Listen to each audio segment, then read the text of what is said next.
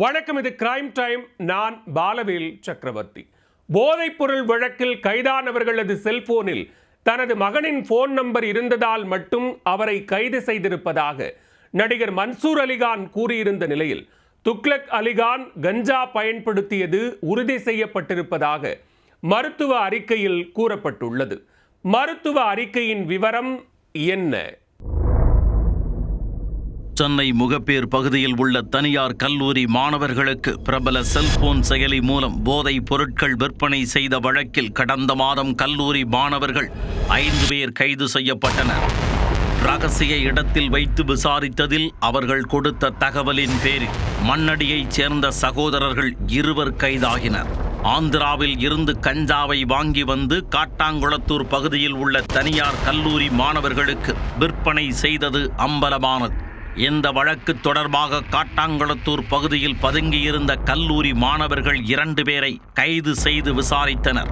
அவர்களிடம் இருந்து பறிமுதல் செய்யப்பட்ட செல்போன்களில் கான்டாக்ட் நம்பர்களை சேகரித்து தனிப்படை போலீசார் தொடர்ந்து துப்பு துளைக்கினர். அதில் பிரபல நடிகர் மன்சூர் அலிகானின் மகன் அலிகான் துக்ளக்கின் செல்போன் நம்பர் இருந்தது தெரிய வந்தது. இதையடுத்து சென்னை நுங்கம்பாக்கத்தில் உள்ள அவரது வீட்டில் இருந்த அலிகான் துக்ளக்கை தனிப்படை போலீசார் கைது செய்தனர். ஜே நகர் காவல் நிலையத்திற்கு அழைத்துச் சென்று விசாரித்த போது திடுக்கிடும் தகவல்கள் தெரிய வந்தன.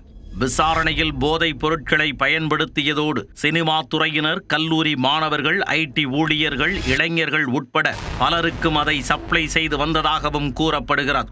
இதையடுத்து மன்சூர் அலிகான் மகன் உட்பட 10 பேர் மீது வழக்கு பதிவு செய்யப்பட்டது.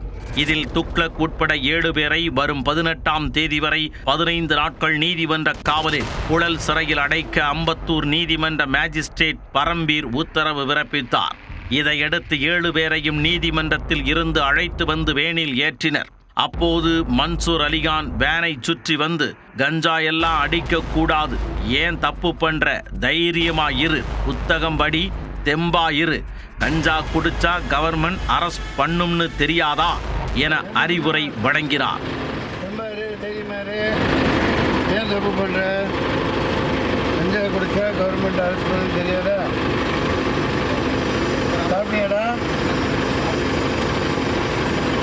இதையடுத்து அம்பத்தூர் நீதிமன்ற வளாகத்தில் மன்சூர் அலிகான் செய்தியாளர்களை சந்தித்த போது கஞ்சா வியாபாரியிடம் என் மகனின் செல்போன் எண் இருந்ததால் அவர் கைது செய்யப்பட்டிருக்கிறார். என் தொலைபேசியிலும் கூடத்தான் பல நடிகைகளின் நம்பர்கள் உள்ளன. முதலில் டாஸ்மாக்கை ஒழியுங்கள் என ஆவேசமாக பேசினார். அதெல்லாம் ஒன்றும் கிடையாதுங்க. யாரோ ஒருத்தங்க கல்பிரேட்ஸ் முன்னாடி பிடிச்சவங்க நம்பர் கொடுத்துருக்காங்க. அவங்க ஃபோனில் இருந்து இவன் லிங்க் இருந்திருக்கு, இவனை ஃபோன் நம்பர் இருக்குது, இவன் பேர் இருக்குது. அதான் சொன்னேன், இப்போ என் ஃபோனில் கூட பல நடிகைகள் ஃபோன் நம்பர் இருக்குது. நான் படத்துக்காக புக் பண்ணுறதுக்கு பேசியிருப்பேன். இந்நிலையில் மன்சூர் அலிகானின் மகன் கஞ்சா பயன்படுத்தியதாக மருத்துவ அறிக்கை மூலம் தகவல் தெரிய வந்துள்ளது. போதைப் பொருள் பயன்படுத்திய வழக்கில் கைதானவரின் செல்போனில் தனது மகனின் போன் நம்பர் இருந்ததால் கைது செய்து விட்டார்கள் என மன்சூர் அலிகான் கூறியிருந்தார். ஆனால் துக்ளக்கிற்கு ராஜீவ்காந்தி அரசு மருத்துவமனையில் நடத்தப்பட்ட பரிசோதனையில் அவருடைய இரத்தத்தில் கஞ்சா போதைப் பொருள் கலந்திருப்பது உறுதியாகியுள்ளது. இதையடுத்து அவரிடம் தொடர்ந்து விசாரிக்க முடிவு செய்துள்ளனர். இந்த விவகாரத்தில் வேறு யாருக்கெல்லாம் தொடர்பு உள்ளது என்பது குறித்து கண்டறிய போலீசார் விசாரணையை விரிவுபடுத்தியுள்ளனர்.